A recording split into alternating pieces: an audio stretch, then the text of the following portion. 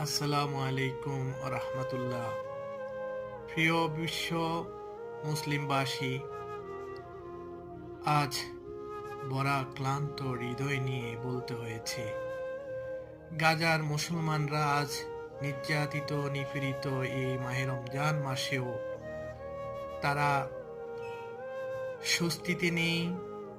তারা জীবন বাঁচানোর জন্য এদিক ওদিক ছুটাছুটি করছে, তারপরেও তারা জীবনকে বাঁচাতে পারছে না। আজ বিশ্বের মুসলমান তাকিয়ে তাকিয়ে শুধু দেখছে।